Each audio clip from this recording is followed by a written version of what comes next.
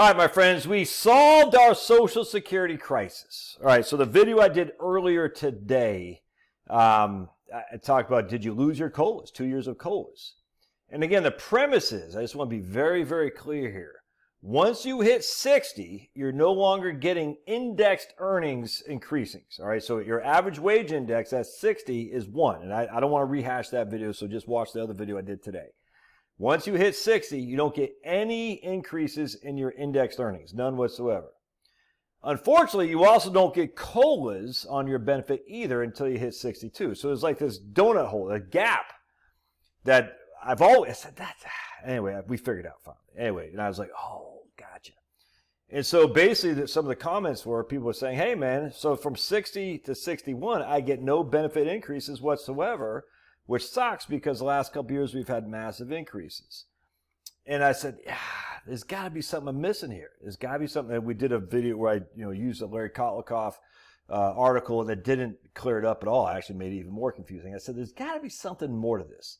So then my man Sergio, to credit for old Sergi, he posted this right here, which I pinned. The reason you don't see the change in the PIA is because your bend points are established the year you turn 62.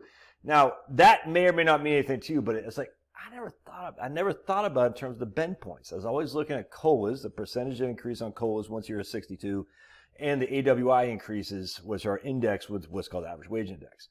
But I always said there's a gap there between 60 and 62. So we're going to bust out the PVC pipe of learning.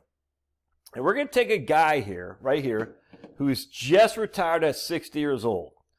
His TIE, that's his total indexed earnings. All right, that's what his Social Security is based on, his total indexed earnings. Again, look back at the video I just did earlier today.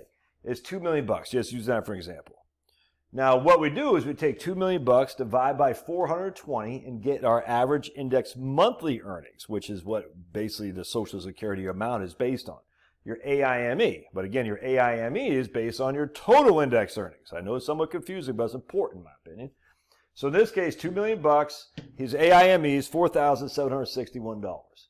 In 2025 dollars, he's going to get his PIA will be $2,234. PIA is your primary insurance amount, the amount you get at your full retirement age, 67 in this case.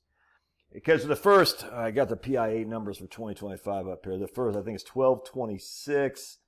Yeah, the first 1226, you get 90% of that. And then the next amount up to 73391, you get 32% of that. So in this case, the first 1226 of 4761, he gets 90% of, which is 1103. And then the next amount, he gets 1131. He'll get 32% of the remainder of the difference between this and that. All right, so he gets 1103 plus 1131. His total benefit in this case is 2234. All right, that's how it works. All right, so just FYI. Now again, his PIA isn't determined really yet because he hasn't hit 62, but essentially this is what happens. So I'll go in this a little bit deeper. But let's say he adds one more year of labor. He says, I am going to work when I'm 60 years old. I'm going to make $100,000 when I'm 60.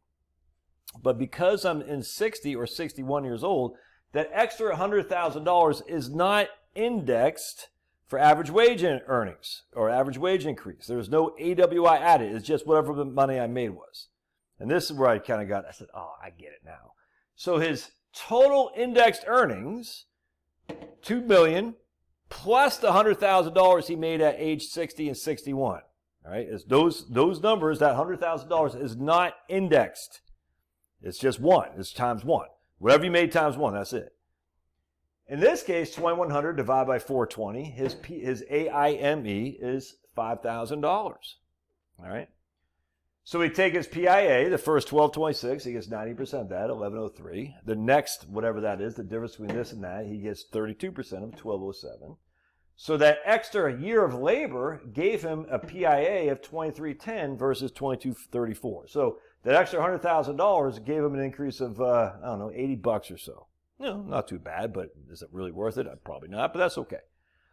But then I said, what if we did get it indexed? How much would that increase our benefit? In this case, I just used the most recent index, not the most recent, the indexing from, I think it was 2021 or something, I can't remember, of 8.89%. Yeah, 8.89%. That's what I just used, because that's what Larry Kotlikoff was using in his article. So I said, we're going to increase our $100,000 of income with an index of 8.89%, which means we don't have 2.1 million. We got 2.1 million, $8,890. So we got an extra $8,890 of total index earnings. And we divide that by 420, and it gives us our AIME of $5,021. Not a significant difference at all. And we take our same thing, we got a PIA of 2317. So getting that extra 2 years of indexed earnings, in this case 1 year, would have increased our benefit by $7. $7. That's it. Not a huge amount. Just not a huge. And that was with 8.89% AWI. All right. Part 2 of this, going back to what Sergi said, is that the PIA's numbers, the bend points, do adjust. And so I said, what happens if we use 2023 bend points, or 2024 bend points, as opposed to 2025? Notice our Social Security amount, without indexing, remember, we didn't get a COLA because we're not 62, but we also didn't get what? An index on any 2020, any earnings of this year, when we're 60. I hope this makes sense. Because it's tough. This is a tough one. Because a lot of numbers going back and forth. And if you're not super smart like your old boy Josh, you might not follow along. Huh? So if you're smart, make sure you hit that like button. You're like, oh, Josh, I am smart. I'm smarter than you. In fact, make sure you hit the like button to show how smart you are. So remember, there's no indexed earnings here at all. We're not getting a COLA, but we're not getting index increases either. But look what happens to our PIA. PIA is the amount we get our full retirement age. It went from 2203 to 2234, even though nothing changed. We didn't have any extra earnings here. The only thing that changed was the bend points. The bend points increased with cost of living adjustment. But Josh, I thought there is no cost of living adjustment. Wrong. Wrong. The bend points change every year. I'll prove it to you in a second. Here, this guy made an extra $100,000, was not indexed, but even his benefit increased from $2280 to $2310, a $30 a month benefit increase. Even though that extra $100,000 wasn't indexed. He still got a benefit increase because the bend points increase. Here, and again, we don't know what the bend points are going to be until you hit 62. Then you'll know, but I'll show you here in just a second. The bend points have increased almost every year, except for 2010, I think. Here, we give this guy an index of 8.89% for his AWI. And his benefit went from $2287 to $2317. What's that, $40? $30. This went $30, and that went $30. So even though this was not indexed and this was indexed, they both increased by the exact same amount of money. Yeah, right, the same amount of money. But they both increased. Why? Because the bend points increased. Check this out. You're going to see right here. This is the bend points right here. In 1979, the first $180, you got 90% of the first $180. We go fast forward to here to 2025, you get 90% of the first 1226. In 1979, you got 32% of the next, right here, up to $1,085. Again, A just simply means the bend points are the year of eligibility. Your year of eligibility is when your bend points are determined. But look, they always go up. 180, 194, 210. So let's just say you retired in 1996 at 55 years old. You didn't take your benefit until you're 62. We'll say you're 55 years old, so 7 years from now will be 2000. Your bend points went from 426 to 592, even though you had a couple years where you didn't get any increase in the average wage index, the 60, 61. It still went up. The bend points still went up. They went up every year, except for a couple years when we had deflation, which was 2000 right here, because the bend points are 2 years behind. So 2008, 2010 is when we had that deflation. Effective 2 years previously.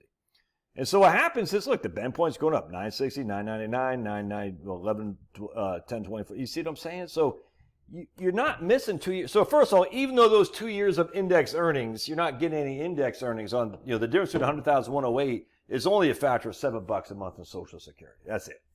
So you're not getting anything. You're not losing. I mean, you're losing $7 a month. Wow, whoop-de-doo. Part 2 of this, but you're still kind of getting a COLA. You can't really call it a COLA because you're not actually in Social Security yet. But by the time you file, I can guarantee you right now, by the time I file for Social Security, I'm 54 right now, my first bend point will not be 1226. It'll be whatever it has gone up with the cost of living adjustments according to Social Security. So if we take our trusty calculator, we say we got right here, Oops, let me just move this guy out of the way. Don't forget to paw. So we take 1226 minus 1174 divided by 1174. So that's, let's see, wait, 1226, make sure I got my numbers right. 1226 minus 1174 divided by 1174. Yeah, it's an increase of 4.4%. So the bend points increased 4.4. The bend points increase in 2020, we'll just go 2022 to 2023, 1115 minus 1024 divided by 1024. The bend points increased by 8.9. That's your COLA right there. So even though you didn't get really a COLA because you're 61, you kind of did because the bend points increased. The bend points aren't going to go down. I mean, I can't guarantee anything, but I'm 54. When I hit 62, do you think my bend points are going to be right here at 1226? No, they're going to go up. Yeah, because they're not. No one's getting a bend point at 1226 in 5 years, 10 years. It's not. They're going to go up, and that's what your PIA is based on. Your PIA from your average index monthly earnings is based on the current bend points. Anyway, that's a big, because I was sitting there, I said, I can't believe I can't figure this out. Finally, when I actually did the numbers, I said, okay, the 2 years that you're not getting average wage index increase, that's just not that big of a deal. I'm sorry. It's $7 a month. That's whatever. I mean, I'd rather have $7 a month than not, but it's not going to make or break it. But then on top of that, you're still getting the increase in bend points as well when you do go file. So anyway, I was surprised that Larry Kolikoff's answer wasn't quite as, I don't know, I don't want to say knowledgeable, it's not the right word. Explicit, I suppose. Is that the right word, explicit? Or just confirm, I don't know what I'm talking about, but it seemed like that could have been a better answer. Anyway, hope this helps. Love to hear your thought. This is exciting. This is why I need these good comments, man. Good comments help. Sergio's comments just sparked a little fire in this coal of mine, this lump of coal. You could probably smell the smoke. You're like, Josh is thinking. I smelled that smoke. Josh must be thinking. And we solved it. All right, God bless. We'll see you